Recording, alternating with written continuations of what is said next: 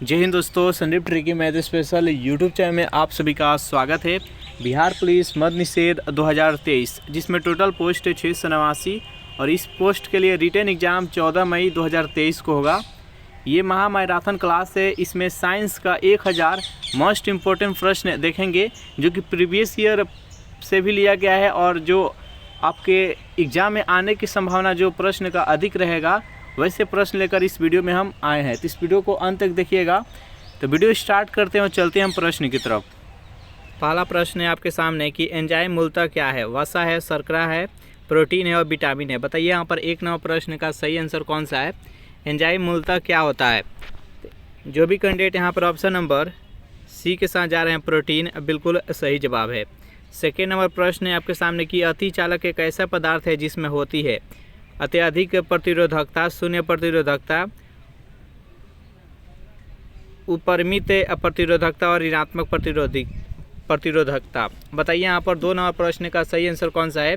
अतिचालक पदार्थ में क्या होता है। जल्दी से कमेंट कीजिए। जो भी कैंडिडेट यहाँ पर ऑप्शन नंबर बी के साथ जा रहे हैं शून्य प्रतिरोधकता, बिल्कुल सही जवाब है। 3 नंबर प्रश्न है आपके सामने कि 1 हॉर्स पावर बराबर कितना होता है। 746 वाट, 1000 वाट, 500 वाट और 750 वाट। बताइए यहाँ पर 3 नंबर प्रश्न का सही आंसर कौन सा है। 1 हॉर्स पावर बराबर कितना वाट होता है। जो भी कैंडिडेट यहाँ पर ऑप्शन नंबर ए के साथ जा रहे हैं 746 वाट, बिल्कुल सही जवाब है। 4 नंबर प्रश्न है आपके सामने कि वायुमंडलीय दाब में आकस्मिक गिरावट दर्शाता है तूफानी मौसम, स्वस्थ एवं साफ मौसम, आर्द्र मौसम और शुष्क मौसम। बताइए यहाँ पर 4 नंबर प्रश्न का सही आंसर कौन सा है। वायुमंडलीय दाब में अचानक गिरावट क्या दर्शाता है। तो जो भी कैंडिडेट यहाँ पर ऑप्शन नंबर ए के साथ जा रहे हैं तूफानी मौसम, बिल्कुल सही जवाब है। 5 नंबर प्रश्न है आपके सामने कि प्रेरकत्व का सही मात्रक क्या होता है। ओम होता है, फैराडे होता है, हेनरी होता है, कूलम्ब होता है। बताइए यहाँ पर 5 नंबर प्रश्न का सही आंसर कौन सा है। प्रेरकत्व का सही मात्रक क्या होगा। जो भी कैंडिडेट यहाँ पर ऑप्शन नंबर सी के साथ जा रहे हैं हेनरी, बिल्कुल सही जवाब है। ओम है जो कि प्रतिरोध का सही मात्रक ओम होता है। कूलम्ब होता है जो विद्युत आवेश का सही मात्रक होता है। सेशन आपको अच्छा लग रहा है तो वीडियो को लाइक अपने दोस्तों के पास शेयर कर दे। 6 नंबर प्रश्न है आपके सामने कि रक्त कैंसर किसे कहा जाता है। चारों ऑप्शन देख लीजिए और बताइए यहाँ पर कि रक्त कैंसर किसे कहा जाता है। जो भी कैंडिडेट यहाँ पर ऑप्शन नंबर सी के साथ जा रहे हैं ल्यूकेमिया, बिल्कुल सही जवाब है। 7 नंबर प्रश्न है आपके सामने कि ध्वनि की इकाई क्या होता है। केल्विन, डेसिबल, न्यूटन और पास्कल। बताइए यहाँ पर 7 नंबर प्रश्न का सही आंसर कौन सा है। तो ध्वनि की सही मात्रा क्या होता है तो डेसिबल होता है। जो भी कैंडिडेट यहाँ पर ऑप्शन नंबर बी के साथ जा रहे हैं, बिल्कुल सही जवाब है। न्यूटन है फोर्स का सही मात्रक, पास्कल है जो कि दाब का सही मात्रक है।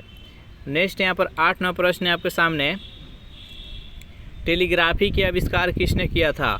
मॉर्स, सैमुअल, डुप्ले, न्यूटन और रदरफोर्ड। बताइए यहाँ पर 8 नंबर प्रश्न का सही आंसर कौन सा है।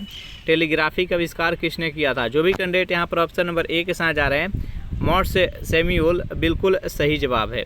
नेक्स्ट यहाँ पर 9 नंबर प्रश्न है आपके सामने कि ध्वनि की तीव्रता मापने के लिए किस यंत्र का प्रयोग करते हैं। सोनोमीटर, आमीटर, ऑडियोमीटर और कोई नहीं। बताइए यहाँ पर 9 नंबर प्रश्न का सही आंसर कौन सा है। ध्वनि की तीव्रता को मापने के लिए किस यंत्र का प्रयोग करते हैं। जल्दी से कमेंट कीजिए। जो भी कैंडिडेट यहाँ पर ऑप्शन नंबर सी के साथ जा रहे हैं ऑडियोमीटर, बिल्कुल सही जवाब है। 10 नंबर प्रश्न है आपके सामने कि शुष्क सेल क्या है। चतुर्थक सेल है, प्राथमिक सेल है, द्वितीयक सेल है, इनमें से कोई नहीं। बताइए यहाँ पर 10 नंबर प्रश्न का सही आंसर कौन सा है। शुष्क सेल क्या है। जो भी कैंडिडेट यहाँ पर ऑप्शन नंबर बी के साथ जा रहे हैं प्राथमिक सेल, बिल्कुल सही जवाब है। अगर इस प्रैक्टिस सेट का आपको पीडीएफ चाहिए तो उसके लिए टेलीग्राम ग्रुप बना दिए हैं जिसका लिंक इसी वीडियो के नीचे डिस्क्रिप्शन में मिल जाएगा। वहाँ से ज्वाइन करके इसका पीडीएफ डाउनलोड कर सकते हैं। चुंबकीय फ्लक्स की यूनिट क्या है, यानी चुंबकीय फ्लक्स का आपको एसआई मात्रक बताना है। 4 ऑप्शन है आपके सामने वेबर, टेस्ला, वाट और एम्पियर। बताइए यहाँ पर 11वां प्रश्न का सही आंसर कौन सा है। चुंबकीय फ्लक्स का एसआई मात्रक क्या होता है। जो भी कैंडिडेट यहाँ पर ऑप्शन नंबर ए के साथ जाना है वेबर, बिल्कुल सही जवाब है। टेस्ला किसका एसआई मात्रक होता है तो विद्युत क्षेत्र का तीव्रता का एसआई मात्रक टेस्ला होता है। वाट होता है विद्युत शक्ति का एसआई मात्रक, अब विद्युत धारा का एसआई मात्रक एम्पियर होता है। सभी याद रखिएगा। 12वां प्रश्न आपके सामने कि विद्युत ऊर्जा की इकाई क्या होता है। वोल्ट होता है, वाट होता है, किलो वाट होता है और किलो वाट घंटा होता है। बताइए यहाँ पर 12वां प्रश्न का सही आंसर कौन सा है? विद्युत ऊर्जा की इकाई क्या होती है? तो जो भी कैंडिडेट यहाँ पर ऑप्शन नंबर डी के साथ जा रहे हैं, किलो वाट घंटा, बिल्कुल सही जवाब है। वाट है विद्युत शक्ति का सही मात्रक, वोल्ट है विद्युत विभव का अविभवांतर का सही मात्रक। 13वां प्रश्न है आपके सामने कि प्रतिरोध की यूनिट क्या होता है, यानी प्रतिरोध का आपका सही मात्रक बताना है, वोल्ट, ओम, एम्पियर और वाट। तो जो भी कैंडिडेट यहाँ पर ऑप्शन नंबर बी के साथ जा रहे हैं, ओम, बिल्कुल सही जवाब है। प्रतिरोध का सही मात्रक ओम, वोल्ट होता है विद्युत विभव, विद्युत विभवांतर का सही मात्रक वोल्ट होता है, वाट है विद्युत शक्ति का सही मात्रक, एम्पियर है विद्युत धारा का सही मात्रक। नेक्स्ट यहाँ पर 14वां प्रश्न है आपके सामने कि वायुमंडल में बादलों को तैरने का क्या कारण होता है? कम ताप, कम वेग, कम दाब और कम घनत्व। बताइए यहाँ पर 14वां प्रश्न का सही आंसर कौन सा है? वायुमंडल में बादलों के तैरने का क्या कारण है? तो जो भी कैंडिडेट यहाँ पर ऑप्शन नंबर डी के साथ जा रहे हैं, कम घनत्व, बिल्कुल सही जवाब है। नेक्स्ट यहाँ पर 15वां प्रश्न है आपके सामने कि मानव नेत्र की दूरदृष्टि दोष को कहा जाता है। 4 ऑप्शन है आपके सामने, दिखा रहे हैं आपको। मायोपिया, मोतियाबिंद, रतौंधी और हाइपरमेट्रोपिया। बताइए यहाँ पर 15वां प्रश्न का सही आंसर कौन सा है? तो जो भी कैंडिडेट यहाँ पर ऑप्शन नंबर ए के साथ जा रहे हैं, मायोपिया, बिल्कुल सही जवाब है। नेक्स्ट यहाँ पर 16वां प्रश्न है कि मायोपिया से क्या तात्पर्य है, यानी मायोपिया किसको बोलते हैं? दीर्घ दृष्टि दोष को, निकट दृष्टि दोष को, वर्धनता को और रतौंधी को। बताइए यहाँ पर 16वां प्रश्न का सही आंसर कौन सा है? मायोपिया से क्या तात्पर्य है?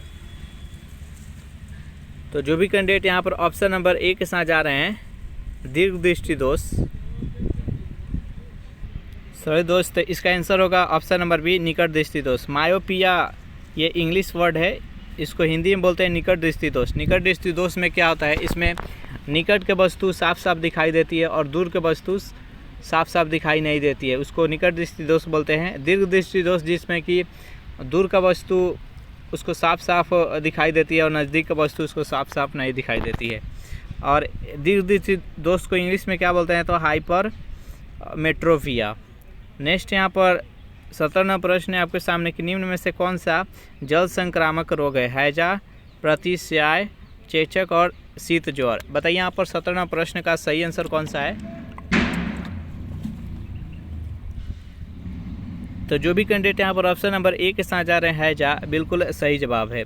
18वां प्रश्न है आपके सामने कि दूर दृष्टि से पीड़ित व्यक्ति की स्पष्ट दृष्टि की न्यूनतम दूरी क्या होती है? 20 सेंटीमीटर, 24 सेंटीमीटर, 25 सेंटीमीटर और 15 सेंटीमीटर। जल्दी से कमेंट कीजिए। तो जो भी कैंडिडेट यहाँ पर ऑप्शन नंबर सी के साथ जा रहे हैं, 25 सेंटीमीटर, बिल्कुल सही जवाब है। 19वां प्रश्न है आपके सामने कि टिबिया अस्थि डैश में होती है? कपाल में, भुजा में, पैर में और जांघ में। बताइए यहाँ पर 19वां प्रश्न का सही आंसर कौन सा है? टिबिया जो अस्थि होती है वो शरीर के किस भाग में होती है? जो भी कैंडिडेट यहाँ पर ऑप्शन नंबर सी के साथ जा रहे हैं, बिल्कुल सही जवाब है। 20वां प्रश्न है आपके सामने कि विटामिन ई की कमी से निर्मित रोग, यानी विटामिन ई के कमी से कौन सा रोग होता है, आपको बताना है। अंधापन होता है, रिकेट्स होता है, जनन क्षमता में कमी होता है और बेरी होता है। बताइए यहाँ पर 20वां प्रश्न का सही आंसर कौन सा है? तो जो भी कैंडिडेट यहाँ पर ऑप्शन नंबर सी के साथ जा रहे हैं, जनन क्षमता में कमी, बिल्कुल सही जवाब है। जब आदमी के शरीर में विटामिन ई की कमी हो जाती है तो उसको जनन क्षमता में कमी आ जाती है। अंधापन जिसको हम रतौंधी बोलते हैं, विटामिन ए के कमी से अंधापन यानी रतौंधी होता है। रिकेट्स होता है विटामिन डी की कमी से। उसके बाद बेरी विटामिन बी की कमी से बेरी रोग होता है। और एक होता है स्कॉर्वी रोग, जो कि विटामिन सी की कमी से स्कॉर्वी रोग होता है। और एक होता है विटामिन के की कमी से मानव शरीर में रक्त का थक्का नहीं जमता है। तो इस प्रकार से ये विटामिन और उसके संबंधित रोग है। 21वां प्रश्न आपके सामने कि किस अंग के दोषपूर्ण कार्य करने से मधुमेह रोग हो जाता है? फेफड़े, तिल्ली, वृक्क और अग्नाशय। बताइए यहाँ पर 21वां प्रश्न का सही आंसर कौन सा है? तो जो भी कैंडिडेट यहाँ पर ऑप्शन नंबर डी के साथ जा रहे हैं, बिल्कुल सही जवाब है। नेक्स्ट यहाँ पर 22वां प्रश्न है आपके सामने, एस्टिग्मेटिज्म एक बीमारी है कानों की, आँखों की, नाक की और गले की। बताइए यहाँ पर 22वां प्रश्न का सही आंसर कौन सा है? जल्दी से कमेंट कीजिए। जो भी कैंडिडेट यहाँ पर ऑप्शन नंबर बी के साथ जा रहे हैं आँखों की, बिल्कुल सही जवाब है। नेक्स्ट यहाँ पर 33वां प्रश्न है आपके सामने, SARS सर्च के यहाँ पर आपको फुल फॉर्म बताना है। सर्च का यहाँ पर फुल फॉर्म क्या होगा? चारों ऑप्शन देख लीजिए और बताइए कि चारों ऑप्शन में से सही आंसर कौन सा है। जल्दी से कमेंट कीजिए 23वां प्रश्न का राइट आंसर कौन सा है। तो सर्च का फुल फॉर्म क्या होगा? तो सीवियर एक्यूट रेस्पिरेटरी सिंड्रोम। जो भी कैंडिडेट यहाँ पर ऑप्शन नंबर ए के साथ जा रहे हैं, बिल्कुल सही जवाब है। नेक्स्ट यहाँ पर 24वां प्रश्न आपके सामने है कि फलों के अध्ययन को कहते हैं हॉर्टिकल्चर, हेरोलॉजी, पोमोलॉजी और फ्रेनोलॉजी। बताइए यहाँ पर 24वां प्रश्न का सही आंसर कौन सा है। तो फलों के अध्ययन को क्या कहते हैं? तो उसको पोमोलॉजी बोलते हैं। जो भी कैंडिडेट यहाँ पर ऑप्शन नंबर सी के साथ जा रहे हैं, बिल्कुल सही जवाब है। 25वां प्रश्न आपके सामने कि नाशपाती का कौन सा भाग खाया जाता है? गुदेदार, पुष्पासन, बीजाणु, दोनों, कली। बताइए यहाँ पर 25वां प्रश्न का सही आंसर कौन सा है। नाशपाती का कौन सा भाग हम खाते हैं? जल्दी से कमेंट कीजिए। जो भी कैंडिडेट यहाँ पर ऑप्शन नंबर ए के साथ जा रहे हैं गुदेदार, पुष्पासन, बिल्कुल सही जवाब है। सेशन आपको अच्छा लग रहा है तो वीडियो को लाइक अपने दोस्तों के पास शेयर कर दें और अभी तक इस चैनल को सब्सक्राइब नहीं किए होंगे तो फटाफट इस चैनल को सब्सक्राइब कर दें। 26वां प्रश्न आपके सामने कि रंजक और खाद्य पदार्थ बनाने में प्रयोग किया जाता है कैरामल, कार्नोलाइट, ब्रेजिंग और इनमें से कोई नहीं। बताइए यहाँ पर 26वां प्रश्न का सही आंसर कौन सा है। रंजक तथा खाद्य पदार्थ बनाने में किसका प्रयोग किया जाता है?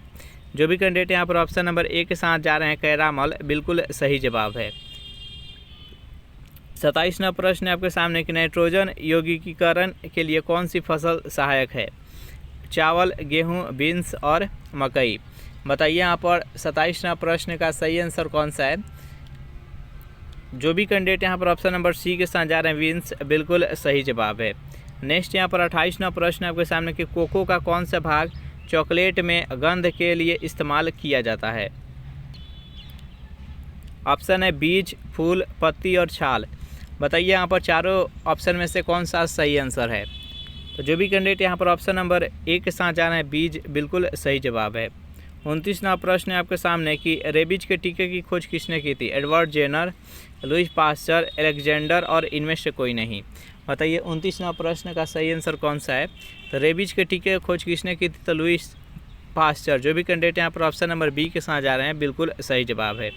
30वां प्रश्न है आपके सामने कि मारुति 800 में सिलेंडरों की संख्या होती है 2, 3, 4, 1। बताइए 30वां प्रश्न का सही आंसर कौन सा है। मारुति 800 में सिलेंडरों की संख्या कितनी होती है? तो 3। जो भी कैंडिडेट ऑप्शन नंबर बी के साथ जा रहे हैं, बिल्कुल सही जवाब है। 31वां प्रश्न है आपके सामने वॉशिंग मशीन की कार्य प्रणाली किस सिद्धांत पर आधारित होता है? अपकेंद्रण पर, अनुकुचन पर, विलोम प्रसारण पर और विसरण पर। बताइए 31वां प्रश्न का सही आंसर कौन सा है। वॉशिंग मशीन के कार्य प्रणाली किस सिद्धांत पर आधारित होता है? तो वॉशिंग मशीन का जो कार्य प्रणाली होता है वो अपकेंद्रण बल पर कार्य करता है। जो भी कैंडिडेट यहाँ पर ऑप्शन नंबर ए के साथ जा रहे हैं, बिल्कुल सही जवाब है। नेक्स्ट यहाँ पर 32वां प्रश्न है आपके सामने कि न्यूट्रॉन के कण जिसमें होता है ऋणात्मक आवेश, धन आवेश, कोई आवेश नहीं, इनमें से कोई नहीं। न्यूट्रॉन कण में कैसा आवेश होता है आपको बताना है। बताइए यहाँ पर 32वां प्रश्न का सही आंसर कौन सा है। तो जो न्यूट्रॉन होता है, न्यूट्रॉन में कैसा आवेश होता है? उस पर किसी प्रकार का आवेश नहीं होता है। वो परमाणु के नाभिक में उपस्थित रहता है। परमाणु के नाभिक में क्या क्या उपस्थित होता है? तो प्रोटॉन तथा न्यूट्रॉन परमाणु के नाभिक में स्थित होता है। उसके चारों तरफ कौन चक्कर लगाता है? तो इलेक्ट्रॉन चक्कर लगाता है। न्यूट्रॉन की खोज किसने किया है? तो जेम्स चाडविक। इलेक्ट्रॉन पर ऋण आवेश होता है और उसका खोज किसने किया? J Thomson. धन आवेश किस पर होता है? तो प्रोटॉन पर। प्रोटॉन का खोज किसने किया है? तो गोल्डस्टीन।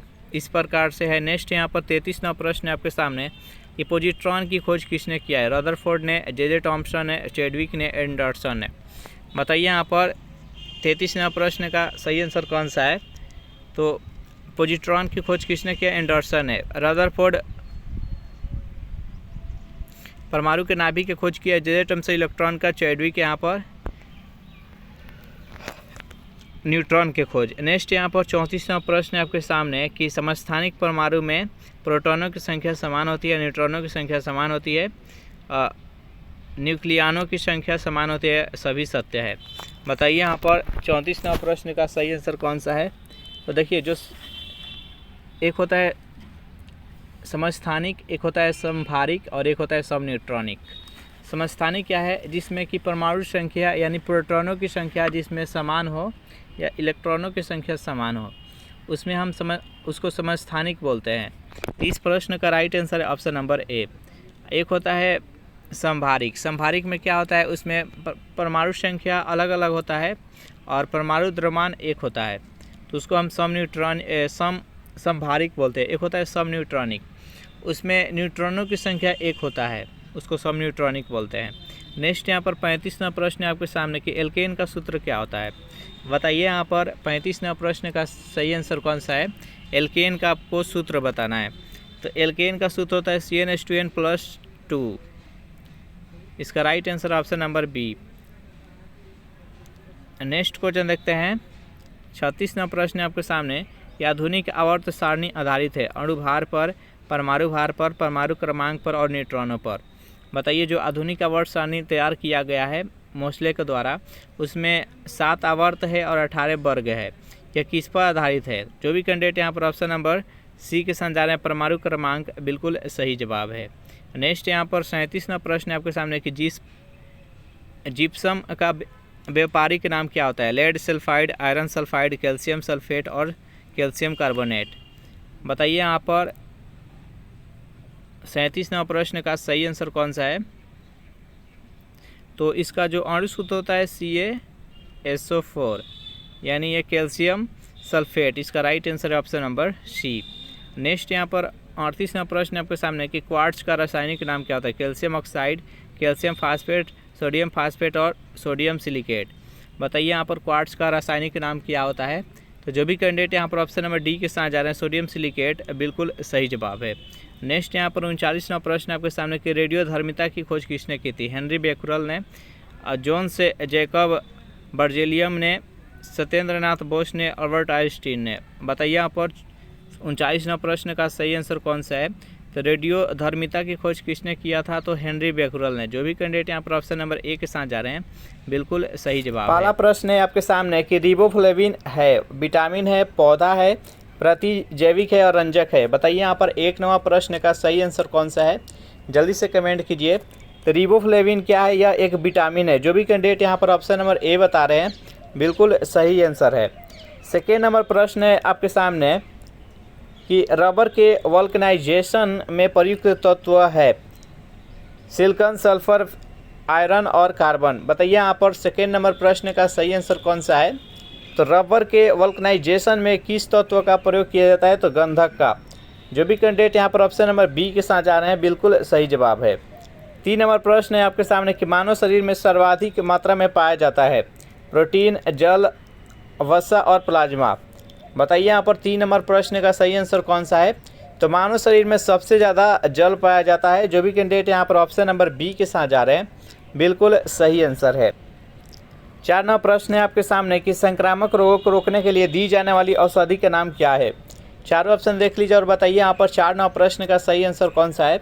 तो संक्रामक रोगों को रोकने के लिए कौन सी औषधि दी जाती है। तो सल्फाथियाजोल। इसका राइट आंसर है ऑप्शन नंबर ए। 5वां प्रश्न है आपके सामने कि संश्लेषित दवा का उदाहरण है। चारों ऑप्शन देख लीजिए और बताइए यहाँ पर 5वां प्रश्न का सही आंसर कौन सा है। इनमें से कौन सा संश्लेषित दवा का उदाहरण है।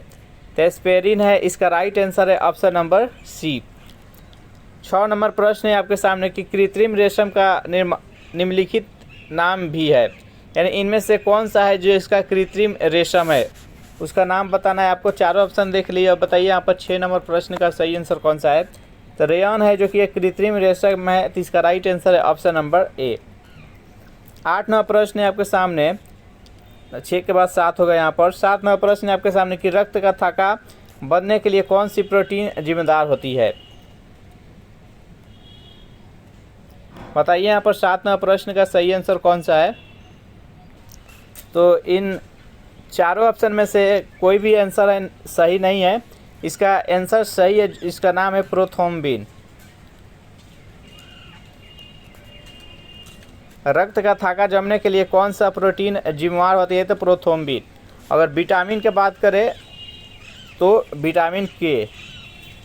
चलिए नेक्स्ट क्वेश्चन देखते हैं। 8-9 प्रश्न है आपके सामने कि आयोडीन युक्त हार्मोन है, इनमें से कौन सा आयोडीन युक्त हार्मोन है आपको बताना है। जल्दी से बताइए यहाँ पर 8-9 प्रश्न का सही आंसर कौन सा है। तो इसमें से आयोडीन युक्त हार्मोन है थायरॉक्सिन, इसका राइट आंसर है ऑप्शन नंबर ए। 9 नंबर प्रश्न है आपके सामने कि किसके द्वारा आनुवांशिकता के विज्ञान को आनुवांशिकी कहा गया। चारों ऑप्शन देख लीजिए और बताइए यहाँ पर 9 नंबर प्रश्न का सही आंसर कौन सा है। तो जो भी कैंडिडेट यहाँ पर ऑप्शन नंबर डी के साथ जा रहे हैं डब्ल्यू वाटसन, बिल्कुल सही जवाब है। नेक्स्ट यहाँ पर 10 नंबर प्रश्न है आपके सामने कि होमोसेपियंस किसका वैज्ञानिक नाम है। बाघ का, मेढक का, मनुष्य का, गुलाब का। बताइए 10 नंबर प्रश्न का सही आंसर कौन सा है। तो होमोसेपियंस किसका वैज्ञानिक नाम है, यह एक मनुष्य का वैज्ञानिक नाम है। इसका राइट आंसर है ऑप्शन नंबर ए। अस्थि और सीमेंट में कौन सा तत्व समान होता है। सिलिकॉन, कैल्शियम, नाइट्रोजन और फास्फोरस। बताइए 11 नंबर प्रश्न का सही आंसर कौन सा है। तो अस्थि और सीमेंट में कौन सा तत्व समान होता है, तो कैल्शियम। इसका राइट आंसर है ऑप्शन नंबर बी। 12 नंबर प्रश्न है आपके सामने कि भोजन की पाचन क्रिया कहाँ से शुरू होता है। मुख से, यकृत से, पेट में और आंत से। बताइए यहाँ पर 12 नंबर प्रश्न का सही आंसर कौन सा है। तो भोजन की जो पाचन की क्रिया होता है वो मुख से शुरू होता है और इसका लास्ट कौन सा होता है, तो छोटी आंत। सबसे अधिक देर तक भोजन कहाँ पर रहता है, तो छोटी आंत में रहता है। नेक्स्ट यहाँ पर 13 नंबर प्रश्न है आपके सामने कि मानव शरीर में जल का परिमाण लगभग होता है 10%, 20%, 65 से 80% और 90%। तो मानव शरीर में जल का परिमाण होता है वो 65 से 80% होता है कुल वेट का। तो इसका राइट आंसर है ऑप्शन नंबर सी। सेशन आपको अच्छा लग रहा है तो वीडियो को लाइक अपने दोस्तों के पास शेयर कर दीजिए। पित्त स्रावित होता है पाचन ग्रंथि से, छोटी आंत से, उदर से और लीवर से। बताइए यहाँ पर 14 नंबर प्रश्न का सही आंसर कौन सा है। तो पित्त स्रावित होती है वो लीवर से होती है। जो भी कैंडिडेट यहाँ पर ऑप्शन नंबर डी बता रहे हैं बिल्कुल सही आंसर है। अगर इस प्रैक्टिस सेट का आपको पीडीएफ चाहिए तो उसके लिए टेलीग्राम ग्रुप बना दिए हैं, उसका लिंक इसी वीडियो के नीचे डिस्क्रिप्शन में मिल जाएगा, वहां ज्वाइन करके इसका पीडीएफ डाउनलोड कर सकते हैं। एक औसत वयस्क मानव शरीर में हड्डियों की संख्या कितनी होती है।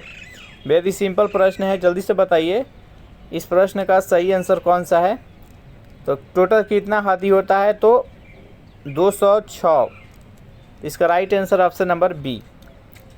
16 नंबर प्रश्न आपके सामने कि नेत्र गोलक किस सेट द्वारा चालित होता है। 4 मांसपेशियों के, 6 मांसपेशियों के, 8 मांसपेशियों और 10 मांसपेशियों। बताइए 16 नंबर प्रश्न का सही आंसर कौन सा है।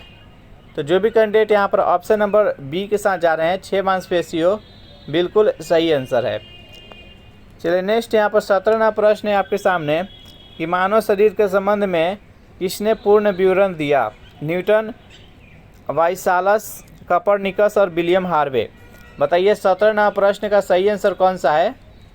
मानव शरीर के संबंध में किसने पूर्ण विवरण दिया था, यह विलियम हार्वे ने। इसका राइट आंसर है ऑप्शन नंबर डी। नेक्स्ट यहाँ पर 18 नंबर प्रश्न है आपके सामने कि मानव शरीर में निम्न में से किस अंग की हड्डी सबसे लंबी होती है।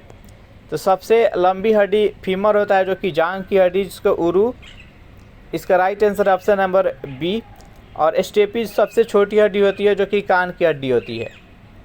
नेक्स्ट यहाँ पर 19 नंबर प्रश्न है आपके सामने कि न्यूरॉन इकाई है, न्यूरॉन किसकी इकाई है।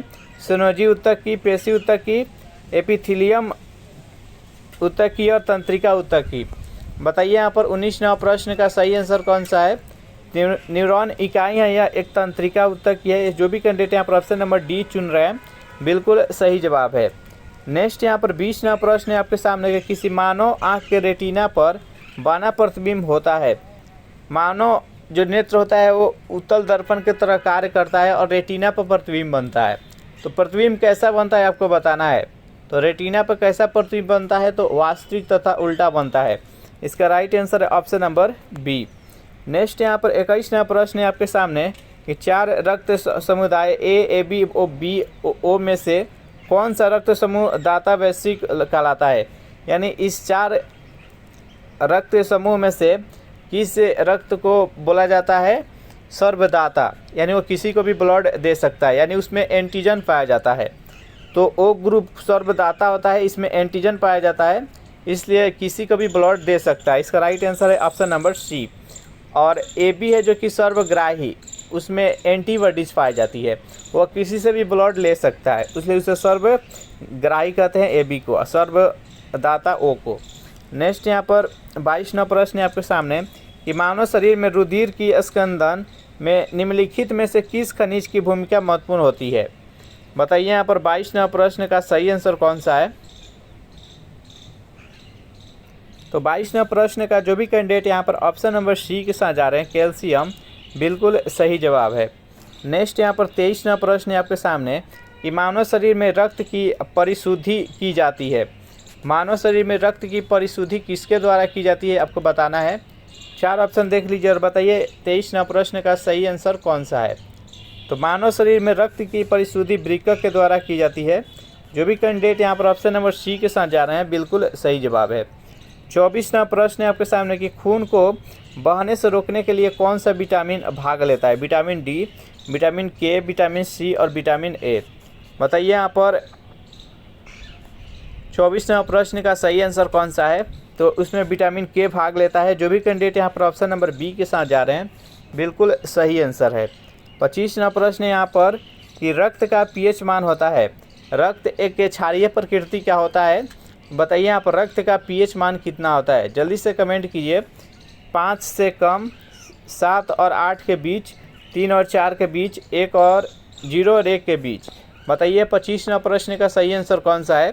तो रक्त का पीएच मान 7 और 8 का 7.4 होता है। तो ये 7 और 8 के बीच होता है। इसका राइट आंसर है ऑप्शन नंबर बी। चलिए नेक्स्ट यहाँ पर 26वां प्रश्न है आपके सामने कि रक्त उदाहरण है। रक्त किसका उदाहरण है आपको बताना है। 4 ऑप्शन देख लीजिए, 3 यहाँ पर है, 1 उधर है। तो रक्त एक संयोजी ऊतक है। इसका राइट आंसर है ऑप्शन नंबर बी। 27वां प्रश्न है आपके सामने कि शरीर में हीमोग्लोबिन का कार्य है ऑक्सीजन का परिवहन करना, जीवाणुओं का नाश करना, रक्त अल्पता का निवारण करना और लौह का उपयोजन करना।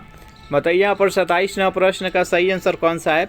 शरीर में हीमोग्लोबिन का कार्य होता है ऑक्सीजन का परिवहन करना। जो भी कैंडिडेट यहाँ पर ऑप्शन नंबर ए के साथ जा रहे हैं, बिल्कुल सही जवाब है। 28वां प्रश्न है आपके सामने कि पाचन और श्वसन नलियाँ कहाँ पर क्रॉस होती है। ग्रसनी में, कंठ में, ग्रसिका में और श्वास नली में। बताइए यहाँ पर 28वां प्रश्न का सही आंसर कौन सा है। पाचन नली और श्वसन नली कहाँ पर क्रॉस करती है। तो ये ग्रसिका में करती है। जो भी कैंडिडेट यहाँ पर ऑप्शन नंबर सी के साथ जा रहे हैं, बिल्कुल सही जवाब है। नेक्स्ट यहाँ पर 29वां प्रश्न है आपके सामने कि मनुष्य में लाल रुधिर कणिकाएँ के जीवन काल की अवधि कितनी होती है। यानी मानव शरीर में आरबीसी की जीवन काल कितनी होती है। मानव शरीर में वो कितना दिन तक जीवित रहता है। तो अनिश्चित, 120 दिन, 180 दिन और जब तक वह व्यक्ति जीवित है। बताइए यहाँ पर 29वां प्रश्न का सही आंसर कौन सा है। तो आरबीसी का जीवन काल कितना होता है, 120 दिन। इसका राइट आंसर है ऑप्शन नंबर बी। नेक्स्ट यहाँ पर 30वां प्रश्न है आपके सामने कि सबसे कम विषाणु नाइट्रोजनी अपशिष्ट है। 4 ऑप्शन देख लीजिए और बताइए यहाँ पर 30वां प्रश्न का सही आंसर कौन सा है। सबसे कम विषाणु नाइट्रोजनी अपशिष्ट कौन सा है। तो यूरिया है। जो भी कैंडिडेट यहाँ पर ऑप्शन नंबर ए के साथ जा रहे हैं, बिल्कुल सही जवाब है।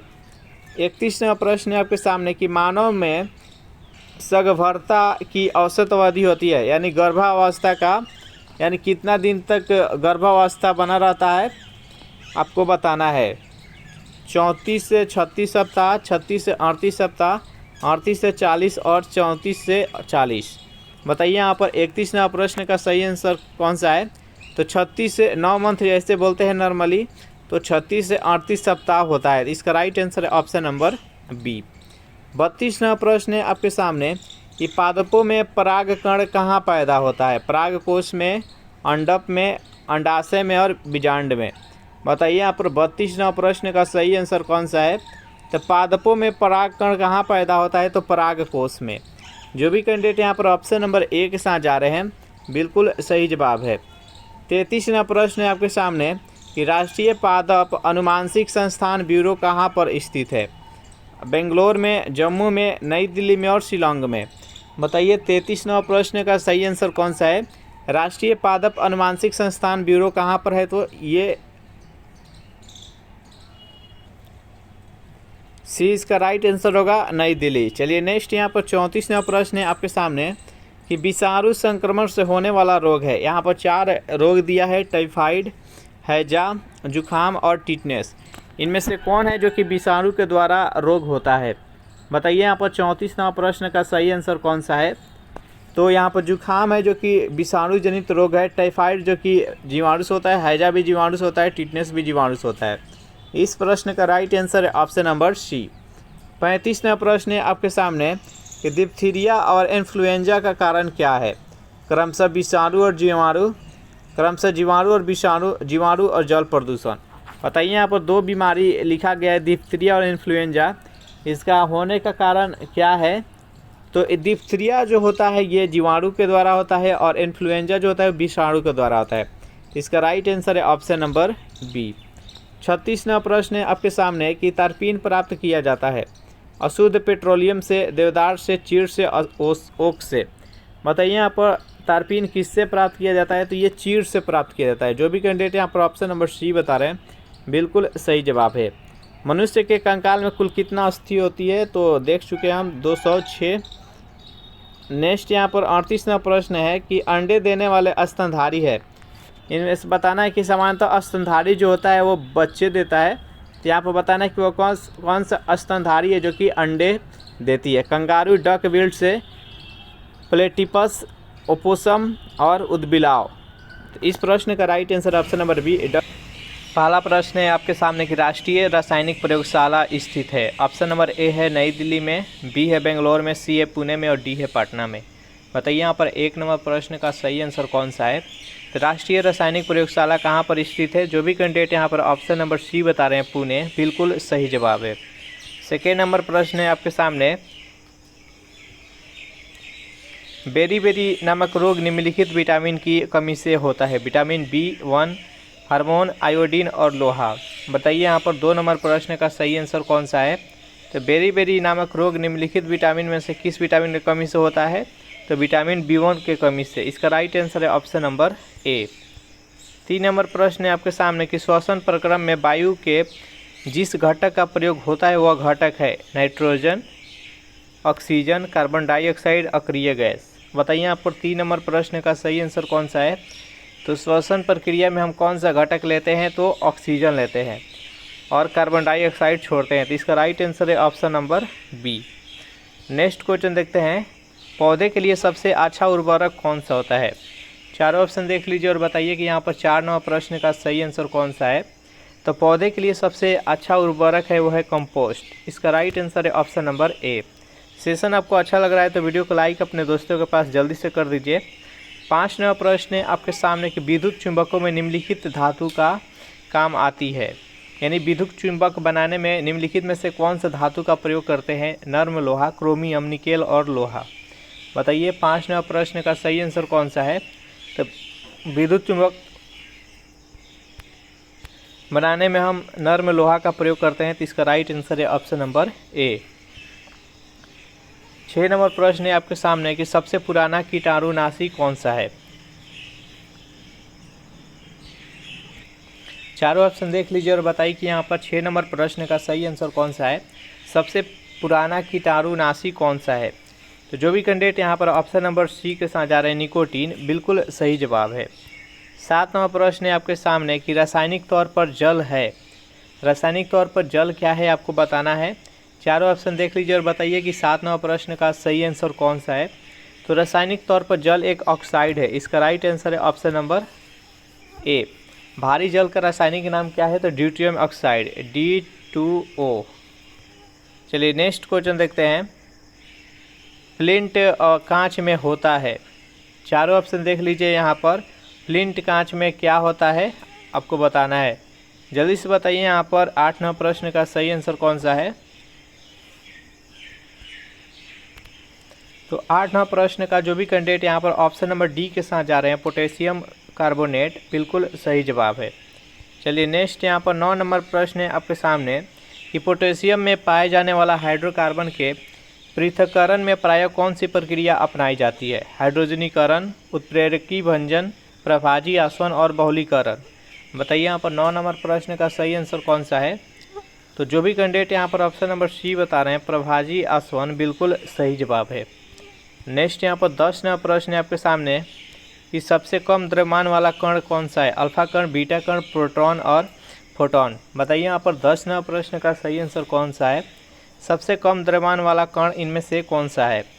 तो जो भी कैंडिडेट यहाँ पर ऑप्शन नंबर डी चुन रहे हैं फोटॉन, बिल्कुल सही जवाब है।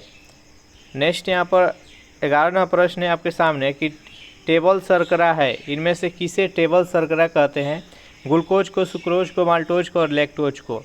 बताइए 11 नंबर प्रश्न का सही आंसर कौन सा है? देखिए इस प्रैक्टिस सेट का अगर आपको पीडीएफ चाहिए तो इसके लिए टेलीग्राम ग्रुप बना रखे हैं, जिसका लिंक इसी वीडियो के नीचे डिस्क्रिप्शन में मिल जाएगा। वहां से ज्वाइन करके इसका पीडीएफ डाउनलोड कर सकते हैं। जल्दी से बताइए 11 नंबर प्रश्न का सही आंसर कौन सा है? जो भी कैंडिडेट यहाँ पर ऑप्शन नंबर बी बता रहे हैं सुक्रोज, बिल्कुल सही जवाब है।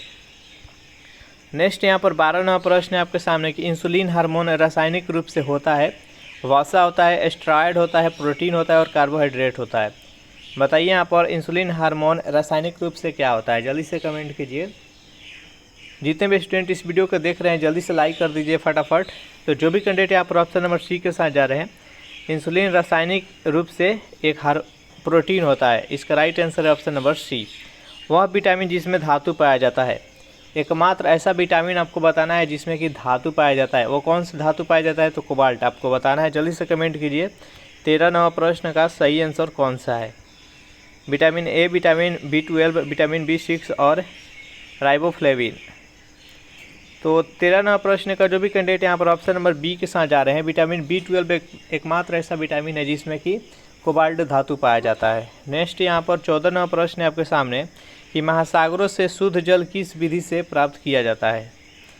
चारों ऑप्शन देख लीजिए और बताइए कि 14 नंबर प्रश्न का सही आंसर कौन सा है? तो महासागरों से शुद्ध जल प्राप्त करने के लिए हम आसवन विधि का प्रयोग करते हैं। जो भी कैंडिडेट यहाँ पर ऑप्शन नंबर 20 समझते हैं, टिक आउट कर रहे हैं, बिल्कुल सही जवाब है। 15 नंबर प्रश्न है आपके सामने कि बेकिंग सोडा का रासायनिक नाम क्या है? बेकिंग सोडा, जिसको खाने वाला भी सोडा बोलते हैं, इसका रासायनिक नाम आपको बताना है। जल्दी से बताइए यहाँ पर 15 नंबर प्रश्न का सही आंसर कौन सा है? तो बेकिंग सोडा का रासायनिक नाम सोडियम बाइकार्बोनेट होता है, NaHCO3, और एक होता है धोवन सोडा। तो धोवन सोडा का रासायनिक नाम होता है सोडियम कार्बोनेट, Na2CO3। चलिए नेक्स्ट यहाँ पर 16 नंबर प्रश्न है आपके सामने, ऐसी प्रक्रिया जिसमें CO2 उत्सर्जित नहीं होता है? दहन, श्वसन, किण्वन और प्रकाश संश्लेषण। बताइए यहाँ पर 16 नंबर प्रश्न का सही आंसर कौन सा है? आपको ऐसा प्रक्रिया का नाम बताना है जिसमें कि कार्बन डाइऑक्साइड का उत्सर्जन नहीं होता है। तो दहन, जब किसी हम वस्तु को जलाते हैं तो वहाँ से कार्बन डाइऑक्साइड निकलता है। श्वसन प्रक्रिया, जब हम श्वसन की क्रिया करते हैं तो ऑक्सीजन लेते हैं, कार्बन डाइऑक्साइड छोड़ते हैं, तो यहाँ पर भी उत्सर्जित होता है। किण्वन विधि, जिससे शराब तैयार किया जाता है, किण्वन विधि में भी कार्बन डाइऑक्साइड उत्सर्जित होता है। कार्बन डाइऑक्साइड की उपस्थिति में किण्वन विधि से हम शराब तैयार करते हैं। प्रकाश संश्लेषण, प्रकाश संश्लेषण में ऑक्सीजन, कार्बन डाइऑक्साइड लेता है पेड़ पौधा और ऑक्सीजन छोड़ता है, तो यहाँ पर प्रकाश संश्लेषण इसका राइट आंसर हो जाएगा, जिसमें कि कार्बन डाइऑक्साइड उत्सर्जित नहीं करता है।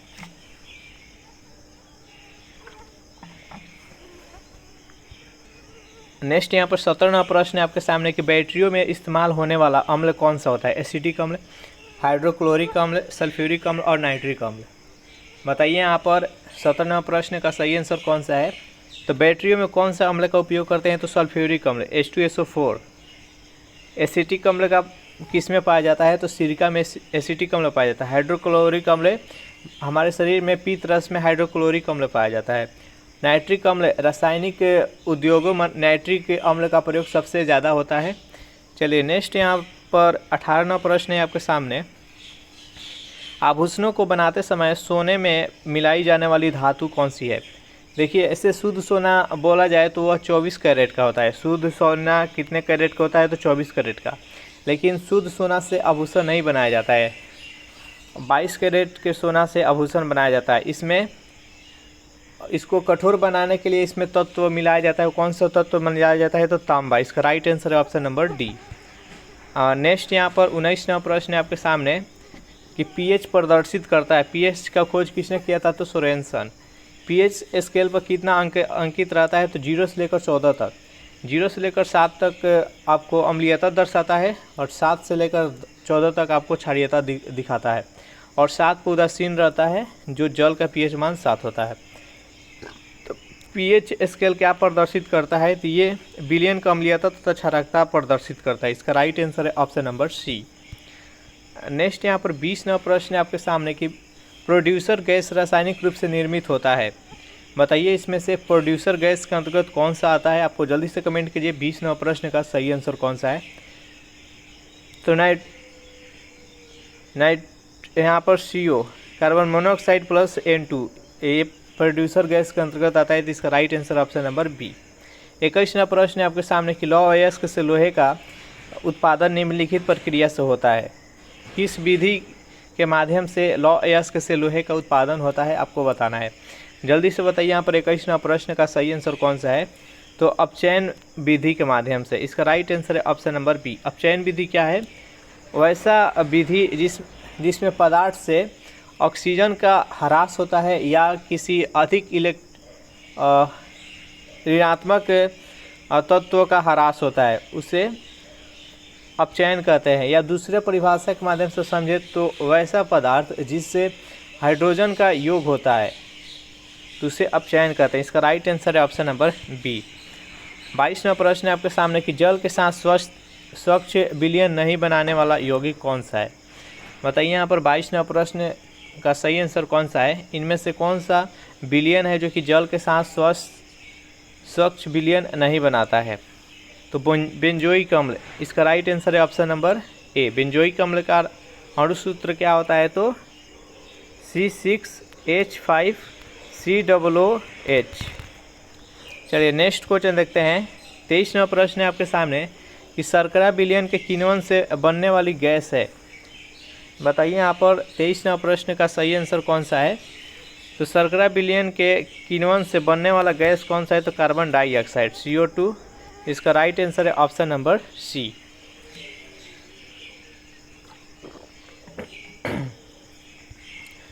सेशन आपको अच्छा लग रहा है तो वीडियो को लाइक अपने दोस्तों के पास शेयर कर दे और अभी तक इस चैनल को सब्सक्राइब नहीं किए होंगे तो फटाफट इस चैनल को सब्सक्राइब कर ले। 24वां प्रश्न है आपके सामने कि डोलोमाइट किसका अयस्क है? मैग्नीशियम और जिंक, इन्हीं दो तत्वों में से इसका राइट आंसर है। तो डोलोमाइट किसका अयस्क है? तो मैग्नीशियम का। जो भी कैंडिडेट यहाँ पर ऑप्शन नंबर ए चुनते हैं बिल्कुल सही जवाब है।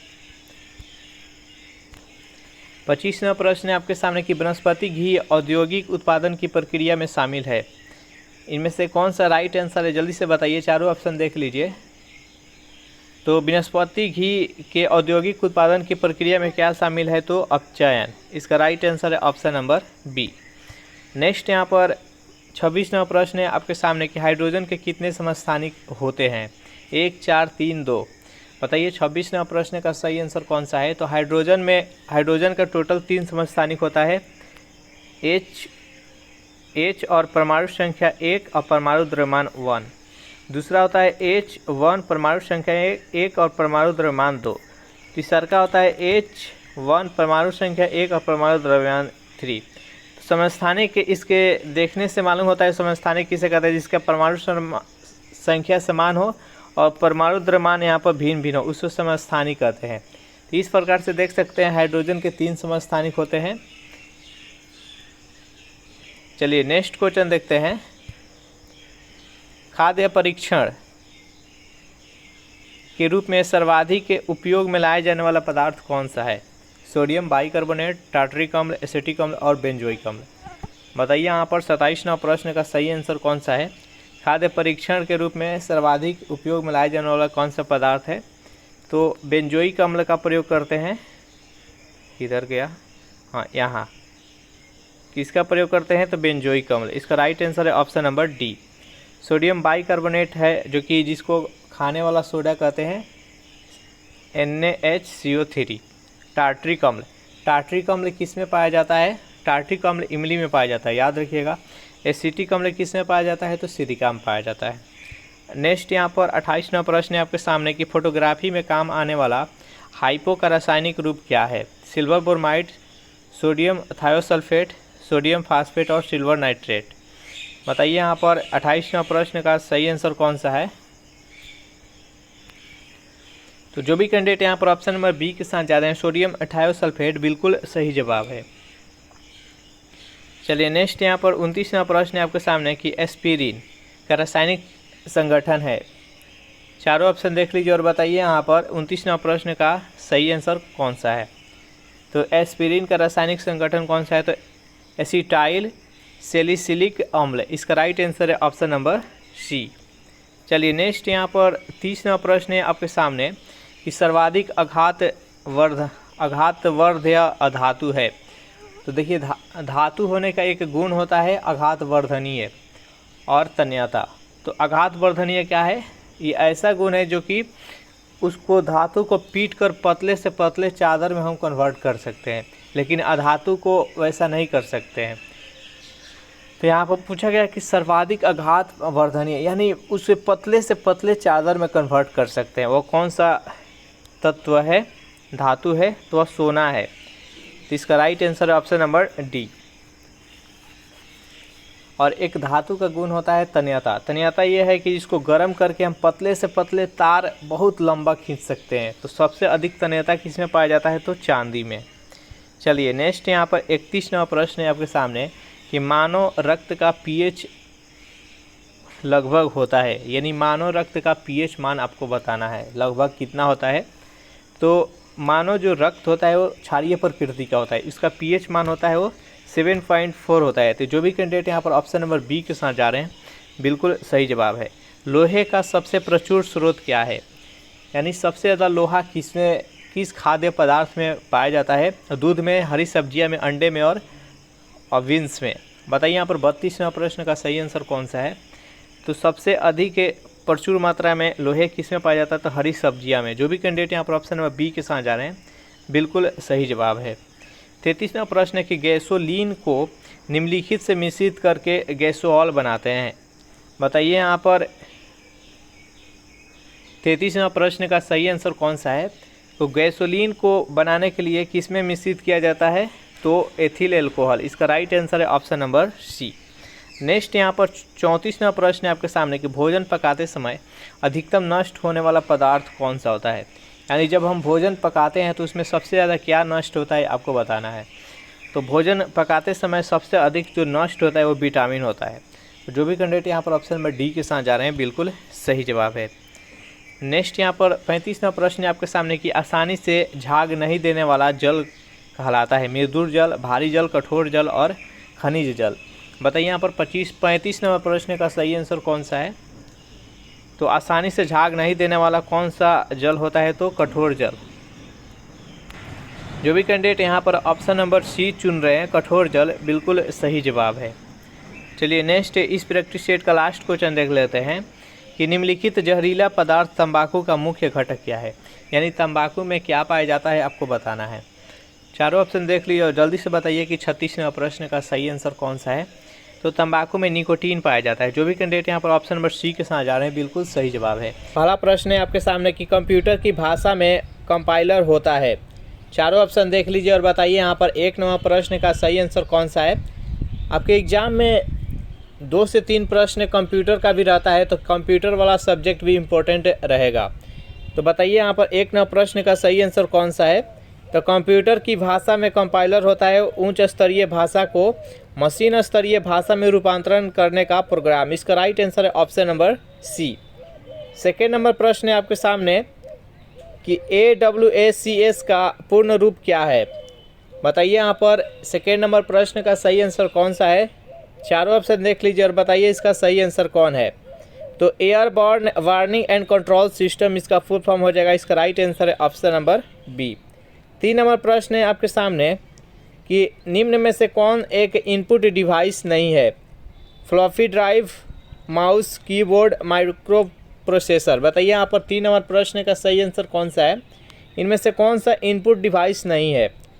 तो यहाँ पर फ्लॉपी ड्राइव, माउस, कीबोर्ड ये तीनों इनपुट डिवाइस है।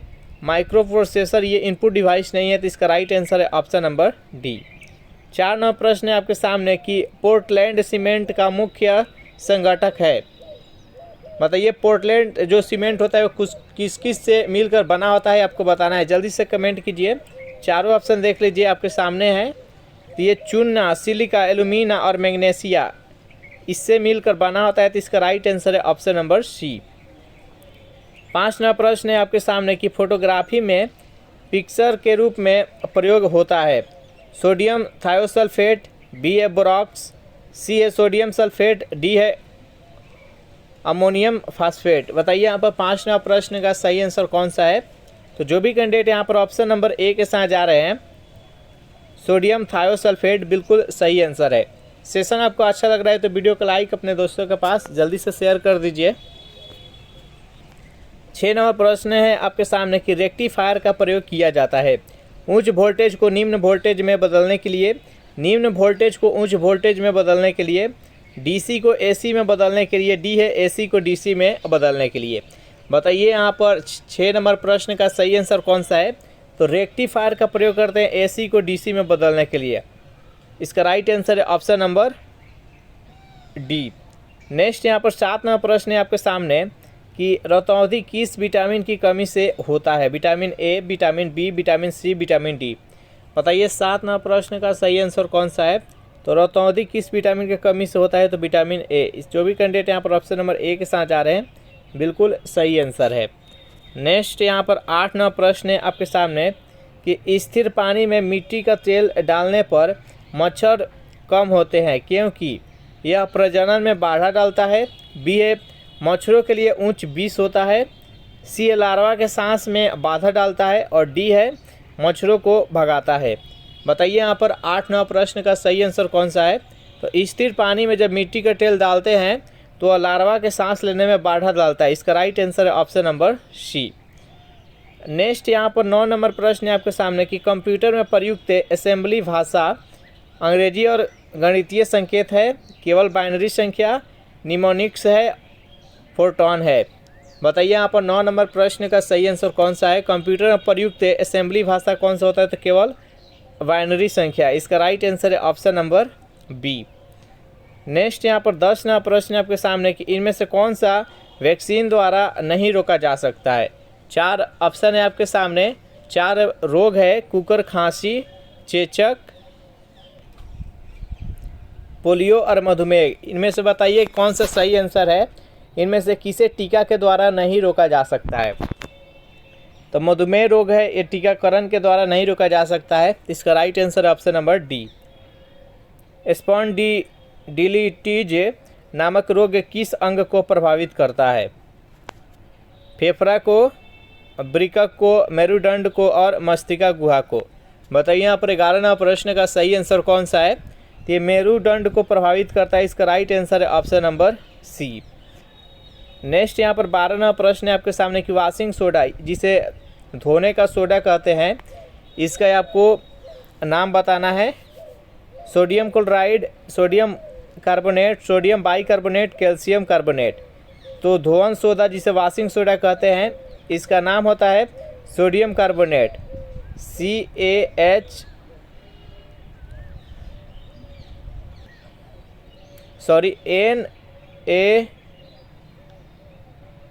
Na2CO3।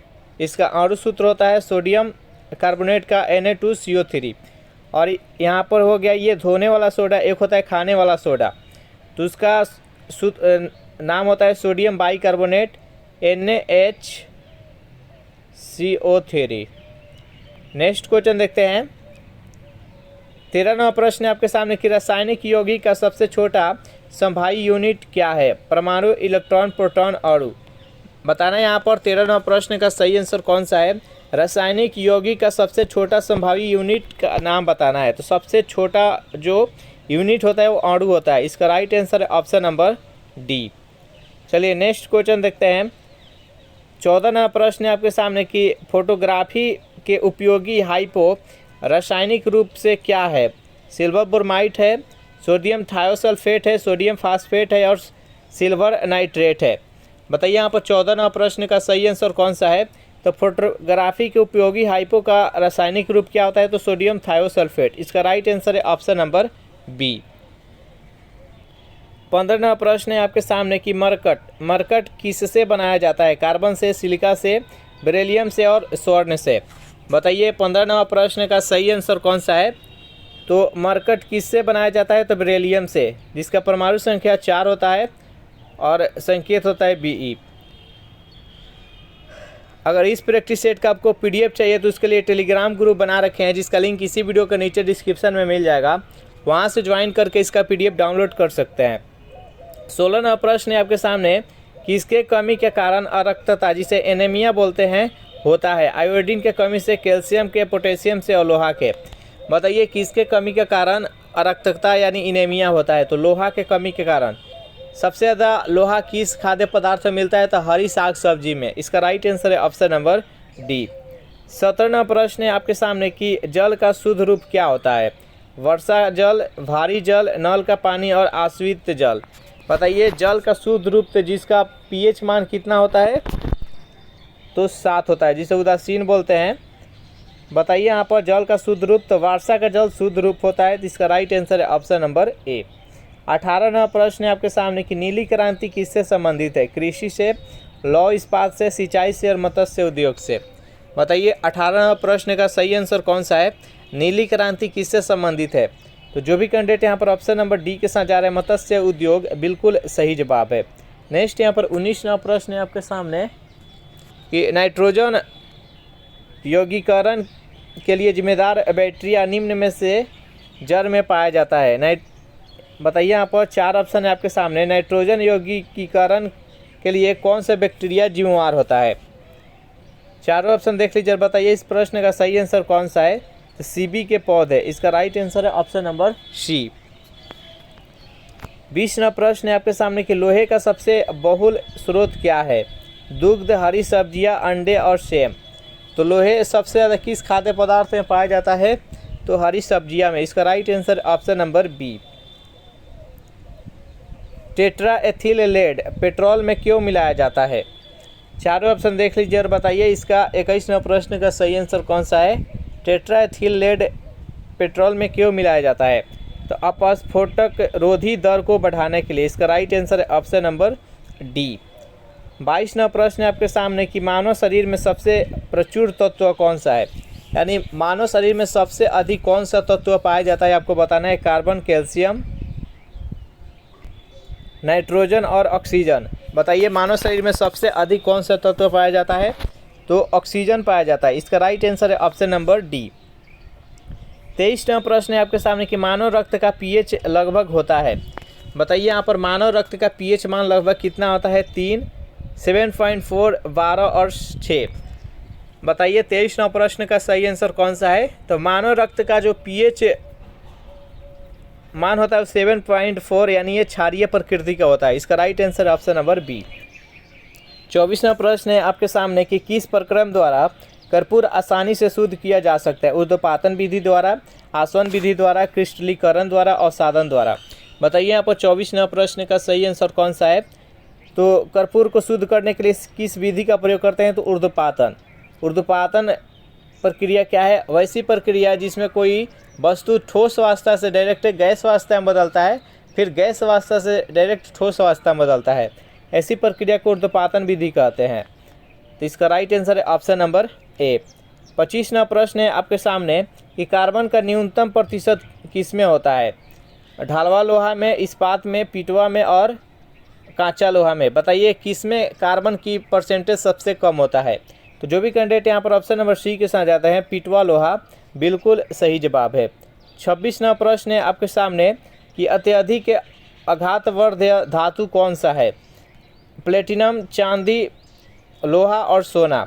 बताइए यहाँ पर 26वां प्रश्न का सही आंसर कौन सा है?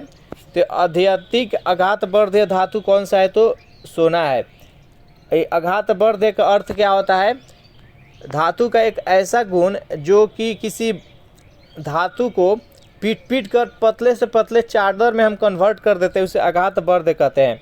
तो सबसे ज़्यादा अत्यधिक आघातवर्धक कौन सा है? तो सोना है। और एक धातु का एक और गुण होता है जिसे तन्यता बोलते हैं। इसमें किसी धातु को गर्म करके लंबे से लंबे तार खींचा जा सकता है। तो सबसे जो लंबा तार खींचा जाता है वो चांदी का खींचा जाता है। तो सबसे अधिक तन्यता वाला धातु होता है वो चांदी, और सबसे अत्यधिक आघातवर्धीय धातु होता है वो सोना होता है। चलिए नेक्स्ट यहाँ पर 27वां प्रश्न है आपके सामने। रक्त में कौन सा तत्व नहीं पाया जाता है? लोहा, तांबा, मैग्नीशियम, क्रोमियम। बताइए 27वां प्रश्न का सही आंसर कौन सा है? रक्त में इनमें से कौन सा तत्व नहीं पाया जाता है? तो क्रोमियम नहीं पाया जाता है। जो भी कैंडिडेट ऑप्शन नंबर डी के साथ जा रहे हैं बिल्कुल सही जवाब है। नेक्स्ट यहाँ पर 28वां प्रश्न है आपके सामने कि आलू के अंकुर उपयोगी है पोषण के लिए, श्वसन के लिए, जनन के लिए, कायिक वर्धन के लिए। बताइए यहाँ पर 28वां प्रश्न का सही आंसर कौन सा है? तो जो भी कैंडिडेट यहाँ पर ऑप्शन नंबर सी के साथ जा रहे हैं जनन के लिए, बिल्कुल सही जवाब है। सेशन आपको अच्छा लग रहा है तो वीडियो को लाइक अपने दोस्तों को के पास शेयर कर दें, और अभी तक इस चैनल को सब्सक्राइब नहीं किए होंगे तो जल्दी से फटाफट सब्सक्राइब कर लीजिए। 29वां प्रश्न है कि निम्न में से किस पौधे के वृद्धि में सबसे कम जल की आवश्यकता होती है? बबूल, यूक्रेट, ट्यूलिप्स, आम, अमरूद। बताइए यहाँ पर 29वां प्रश्न का सही आंसर कौन सा है? तो सबसे कम जो जल की आवश्यकता होता है, जितना भी कटीला पेड़ पौधा है उसमें जल की आवश्यकता बहुत ही कम होता है। तो इसका right answer option number A, बबूल।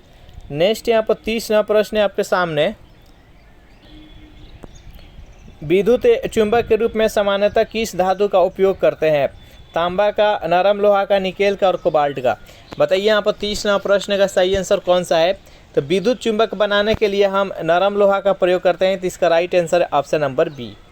31वां प्रश्न है आपके सामने कि गोबर गैस का प्रमुख अव्यय है मीथेन, इथेन, प्रोपेन और क्लोरीन। बताइए यहाँ पर गोबर गैस में कौन सा अव्यय पाया जाता है? तो मीथेन पाया जाता है, CH4। चलिए नेक्स्ट क्वेश्चन है यहाँ पर 32वां प्रश्न है आपके सामने कि आइसक्रीम में जिलेटिन क्यों मिलाया जाता है? चारों ऑप्शन देख लीजिए और बताइए यहाँ पर 32वां प्रश्न का सही आंसर कौन सा है? तो आइसक्रीम में जिलेटिन मिलाया जाता है रवा बनने से बचने के लिए। इसका राइट आंसर है ऑप्शन नंबर बी। नेक्स्ट यहाँ पर 33वां प्रश्न है आपके सामने। एनाटॉमी विज्ञान की वह शाखा है जिसका संबंध प्राणी और पौधे की रचना से है, शरीर के विभिन्न अंगों के कार्य से है, प्राणियों के आचरण से और कोशिका एवं ऊतकों से है। बताइए यहाँ पर 33वां प्रश्न का सही आंसर कौन सा है? तो एनाटॉमी विज्ञान की शाखा किससे संबंधित है? तो प्राणी और पौधे की रचना से है। जो भी कैंडिडेट यहाँ पर ऑप्शन नंबर ए बता रहे हैं बिल्कुल सही आंसर है। नेक्स्ट यहाँ पर 34वां प्रश्न है आपके सामने कि मिर्गी एक बीमारी है त्वचा की, स्नायु प्रणाली की, हृदय की और श्वसन प्रणाली की।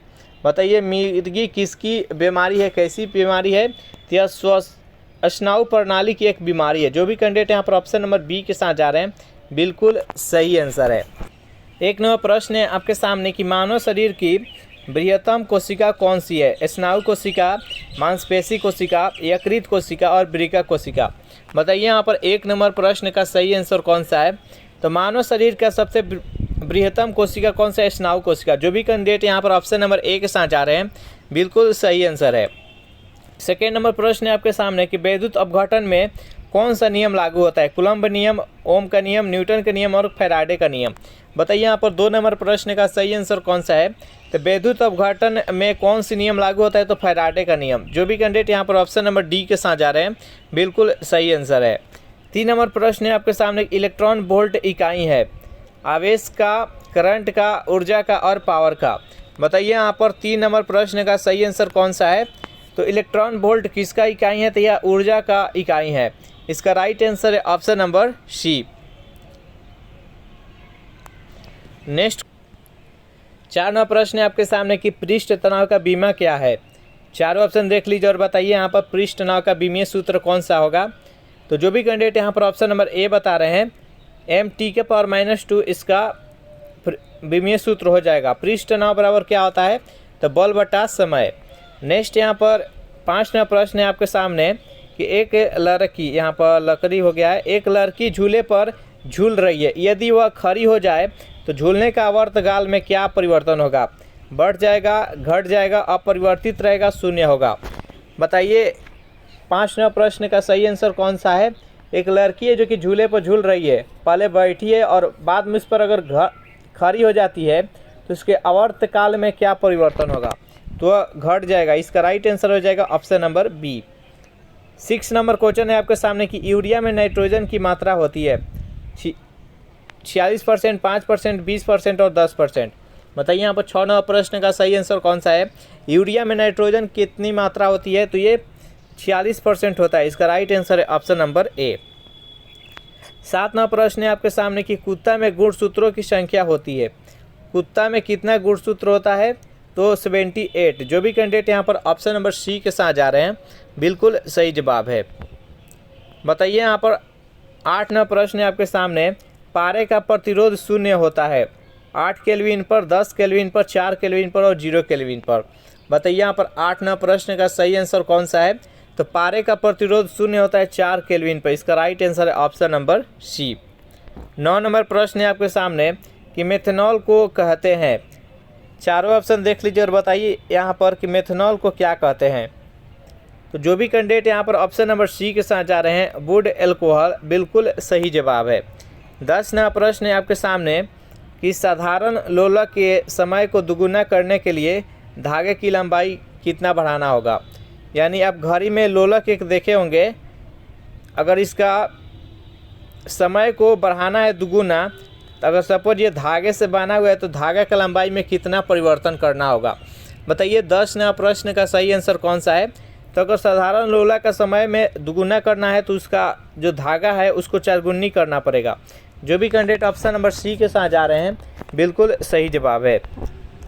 11वां प्रश्न है आपके सामने कि प्रत्येक 1 डिग्री सेल्सियस ताप बढ़ाने पर वायु में ध्वनि की वेग बढ़ता है 0.6 मीटर प्रति सेकेंड, 0.3 मीटर प्रति सेकेंड, 0.5 मीटर प्रति सेकेंड और 1 मीटर प्रति सेकेंड। बताइए यहाँ पर 11वां प्रश्न का सही आंसर कौन सा है। तो जो भी कैंडिडेट यहाँ पर ऑप्शन नंबर ए के साथ जा रहे हैं 0.6 मीटर प्रति सेकेंड, यानी ये साबित होता है कि अगर वायु जितना ही गर्म रहेगा उसमें ध्वनि का गति तीव्र गति से बढ़ेगा। नेक्स्ट यहाँ पर 12वां प्रश्न आपके सामने कि मानक दाब है पारे का 760 सेंटीमीटर, पारे का 760 mm, सी वायुमंडलीय दाब और कोई नहीं। बताइए यहाँ पर मानक दाब क्या है, तो पारे का 760 mm। इसका right answer option number B. 13वां प्रश्न है आपके सामने कि जब प्रकाश वायु से कांच में जाता है तो तरंग दैर्घ्य बढ़ती है, तरंग दैर्घ्य घटती है, आवृत्ति बढ़ती है और कोई नहीं। बताइए यहाँ पर 13वां प्रश्न का सही आंसर कौन सा है। तो जब प्रकाश वायु से कांच में प्रवेश करता है तो उसका तरंग दैर्घ्य पहले की अपेक्षा घट जाती है। तो जो भी कैंडिडेट ऑप्शन नंबर बी के साथ जा रहे हैं बिल्कुल सही जवाब है।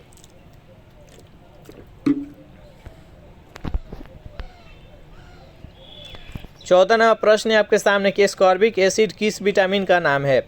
Vitamin A, vitamin B, vitamin C और विटामिन डी। बताइए यहाँ पर 14वां प्रश्न का सही आंसर कौन सा है। तो एस्कॉर्बिक एसिड किस विटामिन का नाम है, तो विटामिन सी का। जो भी कैंडिडेट यहाँ पर ऑप्शन नंबर सी के साथ जा रहे हैं बिल्कुल सही जवाब है। नेक्स्ट यहाँ पर क्वेश्चन देखते हैं। 15वां प्रश्न है आपके सामने कि ध्वनि किस रूप में यात्रा करती है। अनुप्रस्थ तरंगों के रूप में, अनुदैर्घ्य तरंगों के रूप में, स्थिर तरंगों के रूप में, कोई नहीं। बताइए 15वां प्रश्न का सही आंसर कौन सा है। ध्वनि किस रूप में यात्रा करती है। तो ध्वनि अनुप्रस्थ अनुदैर्घ्य तरंगों के रूप में यात्रा करती है। इसका right answer option number B. प्रकाश किस रूप में यात्रा करती है, तो अनुप्रस्थ। प्रकाश अनुप्रस्थ, ध्वनि अनुदैर्घ्य।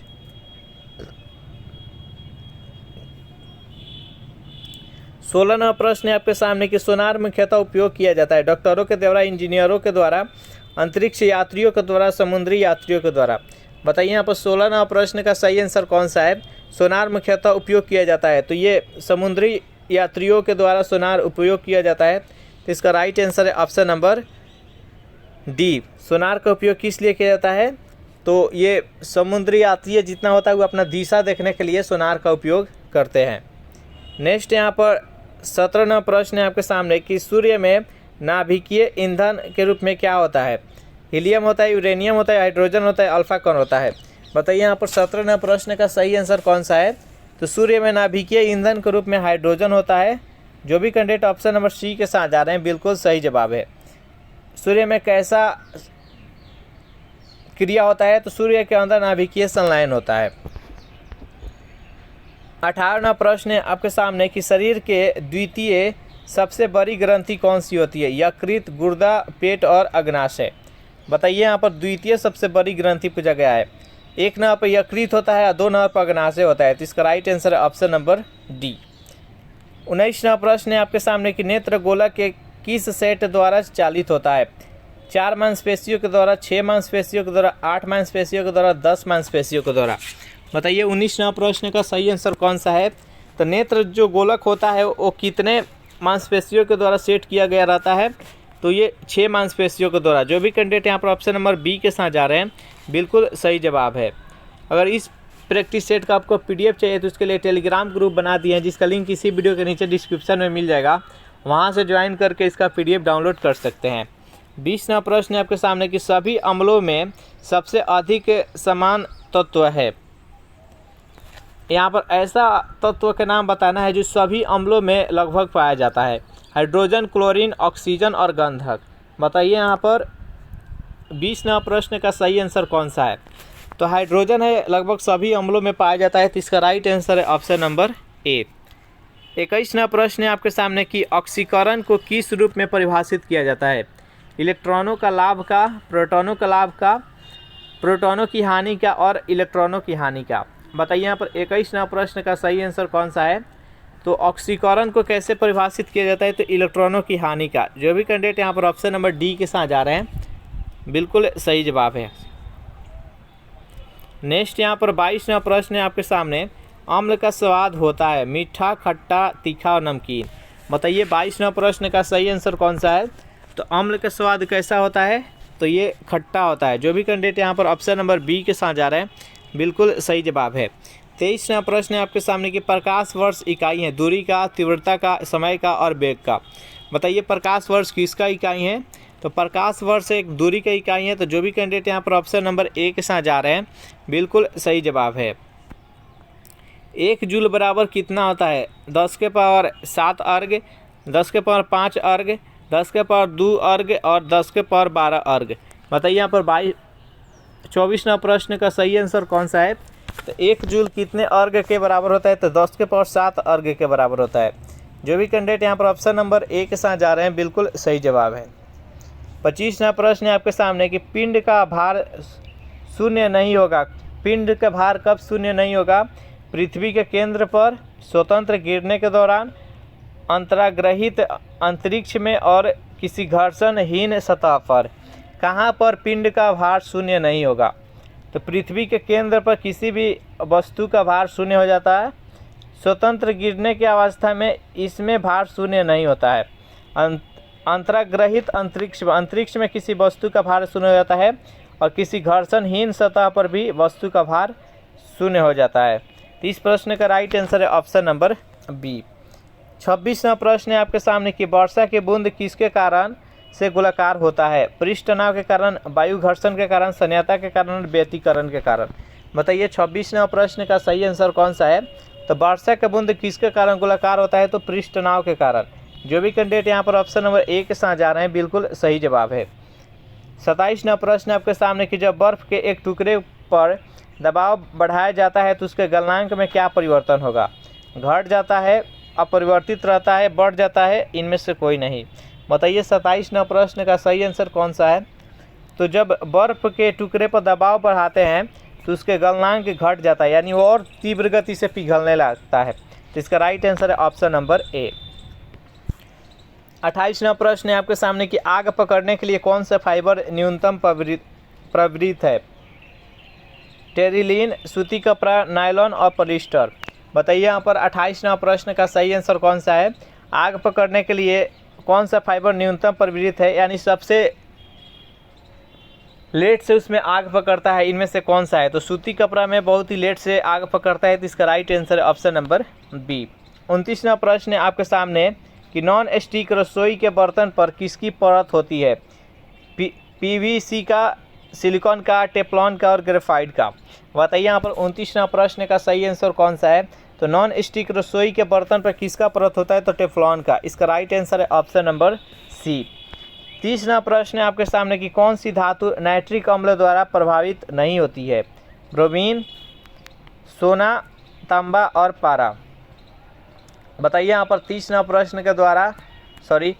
प्रश्न का सही आंसर कौन सा है? जल्दी से कमेंट कीजिए। तो कौन सा धातु है जो कि नाइट्रिक अम्ल द्वारा प्रभावित नहीं होता है? तो सोना। इसका राइट आंसर है ऑप्शन नंबर बी। नेक्स्ट यहाँ पर 31वां प्रश्न है आपके सामने कि निम्न में से किसे भारी जल कहा जाता है? बर्फ को, ड्यूटेरियम ऑक्साइड को, अशुद्ध जल को, इनमें से कोई नहीं। बताइए यहाँ पर 31वां प्रश्न का सही आंसर कौन सा है? तो जो भी कैंडिडेट यहाँ पर ऑप्शन नंबर बी बता रहे हैं ड्यूटेरियम ऑक्साइड यानी D2O, भारी जल का अणु सूत्र क्या होता है? तो D2O। इसका राइट आंसर है ऑप्शन नंबर बी। नेक्स्ट यहाँ पर 32वां प्रश्न है आपके सामने कि लाफिंग गैस है nitrous oxide, nitrogen pentoxide, nitric oxide और नाइट्रोजन ट्राई ऑक्साइड। बताइए यहाँ पर लाफिंग गैस का रासायनिक नाम क्या होता है? जल्दी से कमेंट कीजिए 32वां प्रश्न का सही आंसर कौन सा है? तो लाफिंग गैस का रासायनिक नाम होता है नाइट्रस ऑक्साइड AN2O। इसका राइट आंसर है ऑप्शन नंबर ए। नेक्स्ट यहाँ पर 33वां प्रश्न है आपके सामने NaOH सूत्र वाले यौगिक का नाम क्या होता है? Caustic soda, baking soda, soda S और पोटास। बताइए यहाँ पर 33वां प्रश्न का सही आंसर कौन सा है? जल्दी कमेंट कीजिए। तो 33वां प्रश्न का जो भी कैंडिडेट यहाँ पर ऑप्शन नंबर ए के साथ जा रहे हैं कास्टिक सोडा, बिल्कुल सही जवाब है। बेकिंग सोडा क्या है? बेकिंग सोडा को खाने वाला सोडा भी कहते हैं, जिसका रासायनिक नाम होता है सोडियम बाइकार्बोनेट। अणु सूत्र होता है NaHCO3। चलिए नेक्स्ट यहाँ पर 34वां प्रश्न आपके सामने निम्न में किससे ध्वनि का संचरण नहीं होता है? इस्पात से, वायु से, निर्वात से और पानी से। बताइए यहाँ पर किस माध्यम में ध्वनि का संचरण नहीं होता है? तो निर्वात से नहीं होता है। जो भी कैंडिडेट यहाँ पर ऑप्शन नंबर सी के साथ जा रहे हैं बिल्कुल सही जवाब है। 35वां प्रश्न है आपके सामने कि ग्रहों की परिक्रमा की गणना की जाती है